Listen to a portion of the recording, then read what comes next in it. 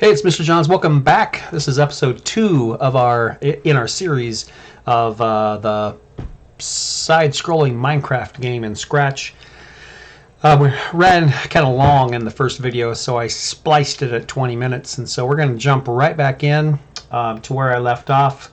What we are doing is working on the ground sprites. We're going to call those blocks, and we're going to code the blocks so the blocks move instead of the character, so it gives it the illusion of the character moving across the screen, but the character's always in the center of the screen, so you can keep it in view. So let's carry on from where we left off.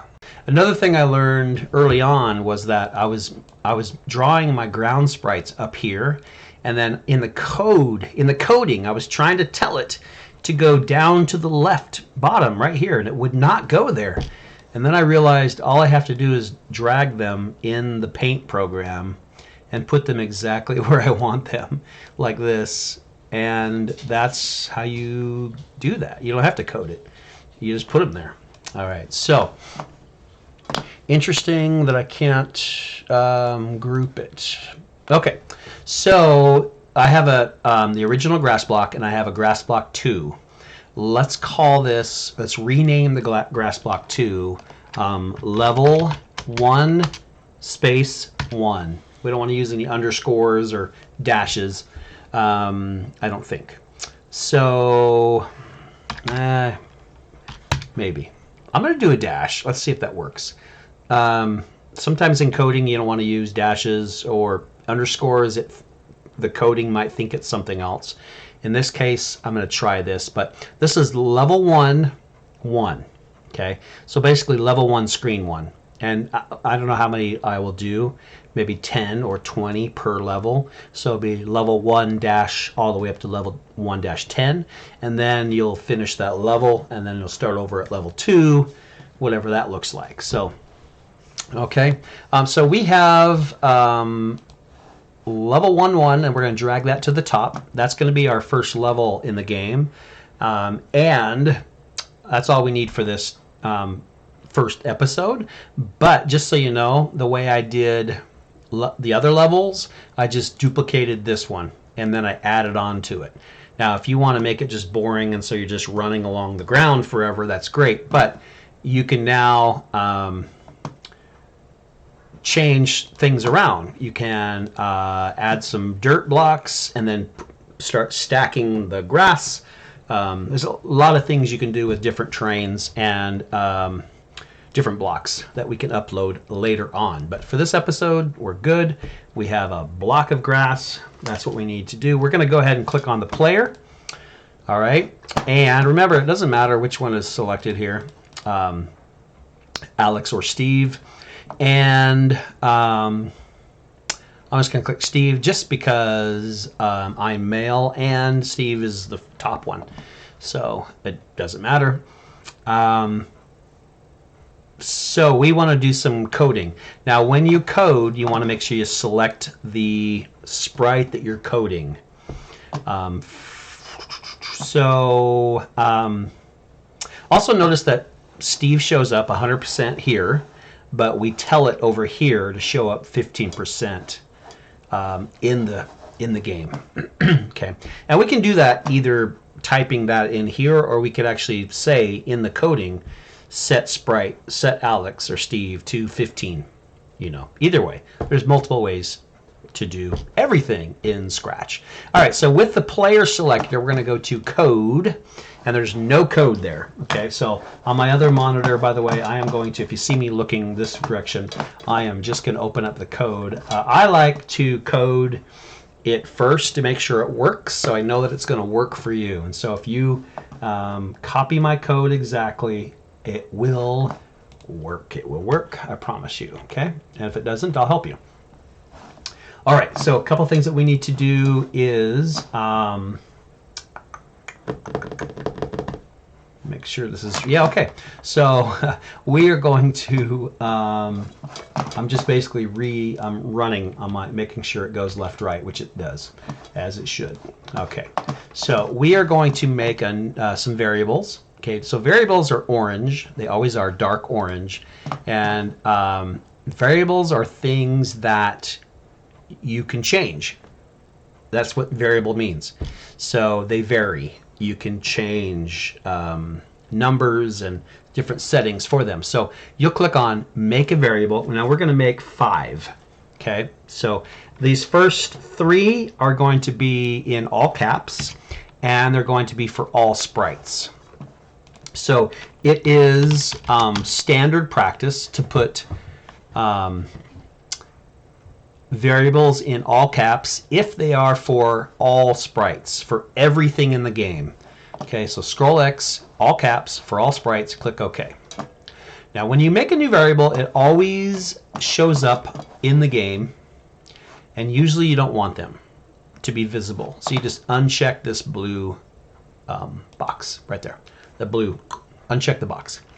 Okay, make another variable. This one's still all caps. This is going to be scroll Y, and for all sprites, click OK. Now, you will get to know what these mean. Oh, by the way, we don't need this one. My variable is always there. I don't know why. I'm going to delete it. You don't have to delete it, but it's meaningless. X is left to right. So anything with X on it, you know, means left to right. Anything Y on it, with Y on it, means up and down. Okay, so scroll X is what's going to make things move left and right, and scroll X up and down, like jumping and falling. Okay, so these things are fairly important. Once you make a variable, it shows up as an option in these variable code blocks, which is kind of cool. All right, we're going to make a third one that is in all caps called level. That is so we can switch levels. Click OK. All right, and uncheck that. All right, 2 more variables. And typically, people will just put X and Y for these 2, but I'm going to take caps off. These are going to be for this sprite only. And I want to call them player X, because this is the player's X. This is the player's position on the X axis, and click OK. All right, and then we're going to make another one called, you probably guessed it, player Y. Now notice that I still capitalized the first letter of the word and the letter Y, but the rest of it is not in caps. This is, make sure you check for this sprite only. So I call them player X and player Y because there's also going to be some X's and Y's in the ground, in the blocks. And I don't want to be confused or confuse you, so I will call those probably block X and block Y. Or usually if it's ground X and ground Y. That's how I like it, so it just helps keep things straight in my mind. They both work. Okay, so here we have some new variables that we will be using for sure in this game. We are going to go to My Blocks. So this pink setting right here, not bright pink, but I don't know what color that is. This looks purplish. No, that's purple. Okay, whatever. This one down here at the bottom, kind of reddish pink, is My Blocks. Make a custom block. This allows you to make custom blocks. So we're going to call this one update. And I always check this box right here, run without screen refresh. I think that's good practice to always check that. Now, if you wanted to add some other inputs to this, here's where you would do it. But for this particular block, we don't need it, so just click OK. Now, once you do that, you have a custom block over here called update, and it always comes with a definition block that we need to define what this means. Okay. And also, I'll say this again, if I haven't said this before, don't worry if you don't understand everything. In fact, at first, if you don't understand anything, but it works, okay, that's fine. That's like step number 1, right? So with coding, you're either on one of 3 levels. You're a beginner that doesn't know or understand what any of this is, but you can copy it and make it work most of the time. Okay, a true beginner. Level 2, which is where I am, I understand some of it. And I have to copy a lot, but I can also customize some things myself and change some things myself. And it still works most of the time. Okay. Level 3 is a true coder or scratcher, they're called in Scratch.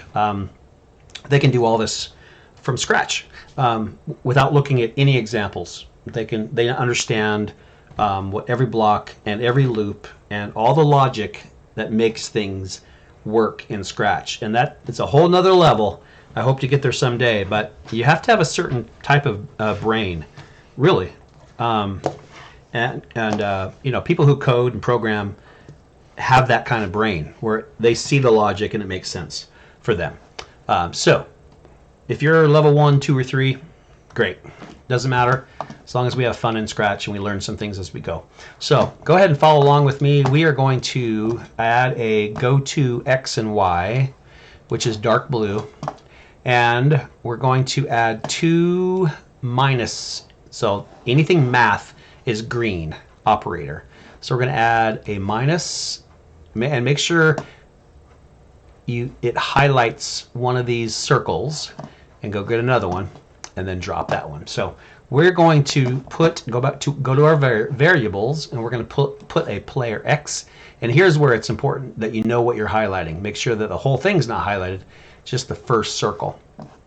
So we're going to do a player X in the first one and a player Y in the third one. And we want basically to say, go to X, player X equals scroll X, or sorry, not equals, minus scroll X, and Y player Y minus scroll Y. Okay, there we go. All right, now we're going to do an if-then, which is a control. If-then. All right, so here's where we start giving the character some control, left, right. So we're going to say, hey, if you, and go to sensing, and then key pressed. If you press this key, then, okay. Now you have a choice here. I like arrow keys, so let's do right arrow first. But you could also give the player the option of WASD key as well, and I'll show you how to do that. It's an operator because it's math, so you go to OR. Make sure you don't use AND because they'd have to do both at the same time to make it work. So basically we're saying, hey, if you use the right arrow key or same command right here, or and what's right, D key, okay? So we're programming it to say, hey, to go right, you can either use the right arrow or the D key, and then we want to change the X player by 8. So we're going to go to variables and change, and we're going to choose player X. I don't know if in my first example I named it X player. I'm not sure if player X, either one, it's the same thing. Okay, by 8. Okay, so positive 8. So that means when you press the right key, he will move to the right. Okay. He'll move to the right. All right, and then we also need an if-then to go left. Okay, so a control if-then. It's going to be exactly the same, except we're going to make it go left. So let's do an OR again. So if you press the left arrow or the A key, just double checking when I make sure I look at it. I don't use WASD. I'm a left, right, up arrow, up and down arrow person. So this is an A key. You're going to change the player X by -8. -8 is left or backwards. Okay. All right. Cool. So does it do anything yet? Nope, not yet. So it will. It will. Okay. So there's a few other blocks we have to add before any of this stuff really works. Okay. For example, we need to say, hey, when you start the game, which is light yellow, when you click the green flag, which is how you start the game, what do we want it to do? Well, we want it to play the game. So we're going to do something called a broadcast. It's one of the hardest things for me to explain what it really does. So let's just do it. Okay. It's just part of the coding in Scratch. We're going to broadcast a message, and it's broadcasting it to itself. So my brain has a hard time understanding why it's termed this way, why it has to be broadcast. But we're basically sending a message out there, and then it can be received someplace else. And that's how it works. So I think of it like a remote control airplane. So I'm broadcasting my radio frequency and from my transmitter, and my receiver in the airplane receives that frequency, and I can control it. Okay, that's all I needed to do was tell my brain that's how it works. Whether it does or not doesn't really matter, but it helps me kind of get my head wrapped around it. All right, so we're going to broadcast a message and make a new message called play game. Okay, just capital P, capital G, play game, click OK. Okay, all right, so that's all we need for that block. Okay, so each of these are called code blocks. Okay, now this is a definition block. This is a control block. Okay, so let's go ahead and do a when I receive. So over here it's still light yellow. When I receive this play game, and by the way, it's now an option because we created the message. So this is like my transmitter sending, hey, play game. This is my receiver. It says, hey, when I receive play game, do this. And keep in mind that everything in Scratch is done in order. Okay, so it goes down. Now, it doesn't, not necessarily this kind of order, but it will do this and then this and then this and then this and then this and then this in that order. And sometimes that matters, sometimes it doesn't. But just think that, make sure you know that it does top to bottom. And sometimes if a game is laggy, it's because there's too many code blocks. And so you can be more efficient, and you can put your code into one code block, or you can simplify and make it more efficient. And that's something that you can deal with later down the road. All right, so let's go. When I receive play game, we're going to set the level. So this is a dark orange. Set our level to 1. Okay, that makes sense, right? So when the game starts, go to level 1. Okay, and we've already made a block sprite, right, called level 1-1. And so that's going to be the first costume that shows up in level 1. So we're telling it to do that. And you'll hear me say this a lot, but it only does what you tell it to do. And so when it doesn't work, it's because you told it not to work. And that's frustrating. It's hard to hear. And when it doesn't work for me, that's really frustrating because I know I am telling it someplace in the code to screw up, to not work. It's very frustrating. And so you have to go through and debug it. And if you don't understand the logic, hopefully you're just copying code from somebody else, like me in this case, and you can just use my example and just debug it and make sure everything is correct. All right, enough of that. So when I receive play game, set level to 1, and then we're going to choose restart, but we don't have a restart block, so let's make a new custom block called restart. Restart. Run without screen refresh, and click OK. So now we have a definition of restart. Let's put that over here, and we have a new block called restart. Okay, that's because when it receives play game, it's going to start over, right?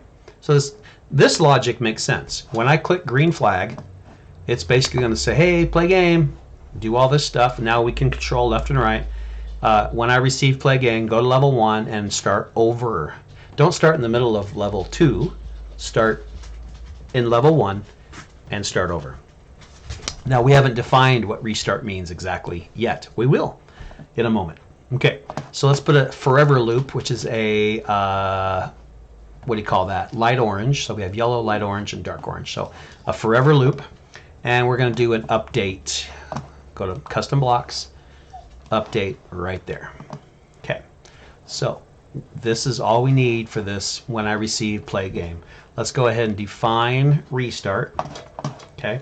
And all we need for that is to say, hey, let's put the player, let's put his X at, well, for now, let's put it at 0, which is right here. Remember I talked about how the middle is 0, 0?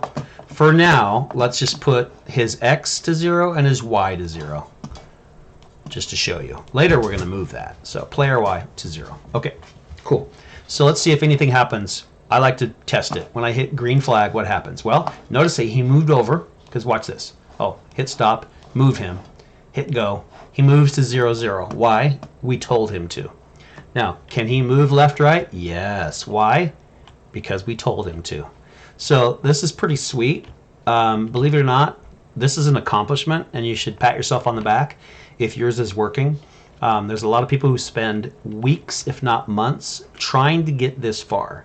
And I'm not kidding. There are examples in Scratch and on YouTube that you can watch and get so confused and never even get to this point. So, and I've watched all of those and I've been there. This particular example is not my own. I definitely borrowed it from another Scratcher. I'll give credit to him in the notes below. And it's the best one I've seen. And it's not the most complicated. It's not maybe the best as far as physics go, game physics go, because there are some people who have coded in proper gravity, so it's exactly what a human body falls, the speed a human body falls at. And there's I mean, there's a lot, people have gone to a lot of work to make it play better. For now, we're not going there. We're just going to be happy with a basic side scroller that works. All right, so we have code, we have dirt, we have grass blocks on the ground, and we have a character. Hey, and if you don't want, by the way, if you don't want Steve, you can go back to Alex, and it's the same exact thing. Okay, so you notice it doesn't matter which one you pick. Okay, so Alex is supposed to be the girl, and Steve is supposed to be the boy, although you can't see her ponytail, so it doesn't really matter, nor should it matter anyway. You just pick the character that you like. So, let's see what else we need to do. We need to code some ground, I think. So ground, let's switch over and make sure you click on blocks. Actually, physically click on the block sprite, and we're going to go up to code. Notice that there's no code for the blocks. Now, why should we program the blocks? Why? Well, I'll tell you why. First of all, you notice that we've programmed the character to run left and right, but he or she runs out of room. So now what? There are games like this where whenever the character gets to the far right, it reloads and you start again on the left and you run over to the right and then it reloads. It's annoying. I'm not a fan of that kind of game. So we actually don't want the character to be moving. We want the ground to move. Now, I'm not sure if you realize this, but in most games, side scrollers like Super Mario Brothers, things like that, the character is not moving. The character is animated, so it looks like they're moving, but the background and the ground move. So that's what we're going to do next. So let's go ahead and make sure we're on blocks, and we click on, we need two variables, so let's make a new variable. Oh, notice that these three variables are here too. That's because we told them to be for all sprites. But notice that the player X and the player Y don't show up. So, and that should make sense why. Because those are just for the player character, player sprite. So let's make a variable called Usually I call it ground, but I call those blocks. So block Y, block X. Yeah, I mean that's the block. It's the location of the block. This is for this sprite only. Block X, okay. And then we don't want it to show up, so uncheck it. Make another variable called block Y for this sprite only. Click OK. Okay, now, so there we go. So make sure you understand that what that means is that's the X position of the ground of the blocks and the Y position of the blocks. Okay. So and that's what I was trying to do. I was trying to code that to make the ground show up on the ground when I realized I didn't need to do that. So, but I do need to code it to scroll. So when we push the right arrow or the left arrow, the ground is going to move, but it's going to keep the character exactly where we want them to be. Which, by the way, isn't here. I don't like it. Obviously, that's not going to work here. We're going to have to put them down here-ish someplace. And I'll show you how to do that in a few minutes. So, okay, back to our coding of the ground. We're going to put when I receive play game. So, oh, that's a light yellow. When I receive, now that's already a message, right? And that's for the whole game. You didn't have a choice to tell it to be for this sprite or all sprites. A message is for the whole game. So when I receive play game, which is when the game starts, we want a forever loop, a light orange, a forever loop. And we're going to tell the ground where to go. Okay, so that's a motion, and it's a go to XY. And there's a little bit, we need it to scroll. So if we didn't need it to scroll, we could just keep it like this and just say go here. Now notice it moved. It moved after I drug all that and put all that work to get it exactly where I wanted. I just messed it up by telling it to go to -2 X and 51 Y, which is where it is now. But we're going to do something different. We're going to put some operators minus. This should look very familiar because it's a lot like what we did back with our player. So we're going to do go to our variables, and we're going to do our block X and our block Y. And of course, you probably have figured it out that that's going to also be followed by a scroll X and a scroll Y. So what happens? Let's find out. Nothing.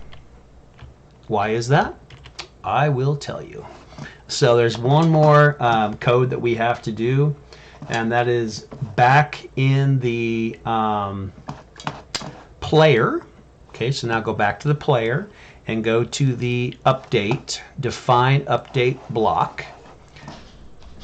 We haven't really said anything about what scrolls. We've only said, hey, player, you need to move 8 or -8. Okay, so we're going to add a set at the very, very bottom. We're going to say, hey, set your scroll X to player X. Okay, we're saying set your scroll X to where the player is. Okay, so watch what happens here. All right, you see what's happening? So the character is staying exactly in the middle, but the ground is moving. Now, it doesn't look very realistic, obviously, because there's a couple things wrong. One, the ground is too far away from her. And two, I don't like where it is. It's not on the ground.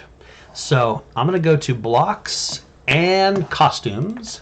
And I'm going to physically, I got to be careful here because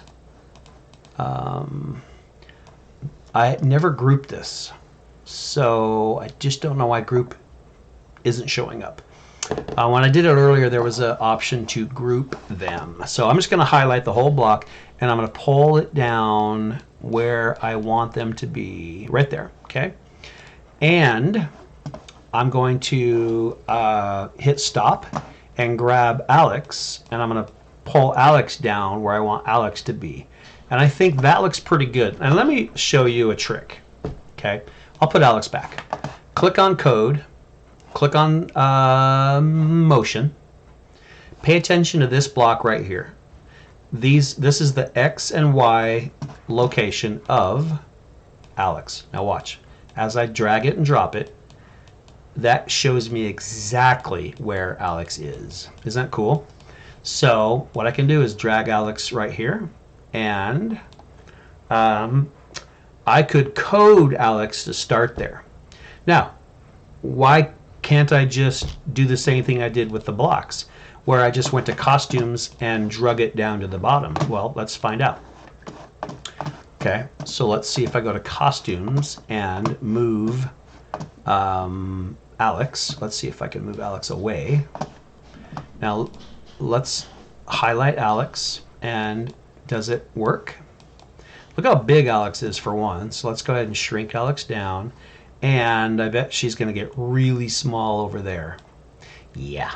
So let's go ahead and go back to 100% on Alex. That way we can be the same as the ground. So Alex's head is actual size.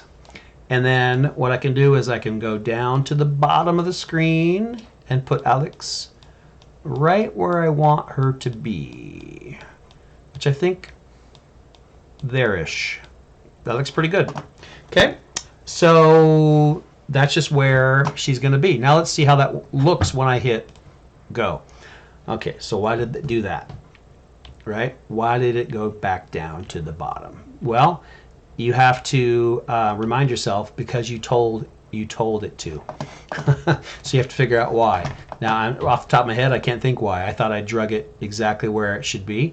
Now, we haven't done anything with actually walking on the ground and being able to jump and land on the ground. That will come in a upcoming episode. I'm just trying to give it the illusion of it's interesting how it drops down, which it didn't do until I moved the costume. So let me put the costume back at 0, 0, and let me see what that does. That's interesting, right? It doesn't change it. So, okay, it doesn't matter. So the nice thing is it doesn't matter, because later we're going to tell it to be on the ground and to slide on the ground anyway. So at this point, this is as far as you should have gotten in episode 1. Let me give you another shot of code. So what I like to do is, like right here, that's as much as I can zoom in on all the code for player. Okay, and so I will would recommend that what you do is you pause the video right here and you copy that code under player. Same thing for blocks. This one's pretty easy because that's all there is. So you need that code block for the blocks. Okay. That's it for episode 2. Hope you stick around with us. We will carry on in episode 3. Mr. Johns is out.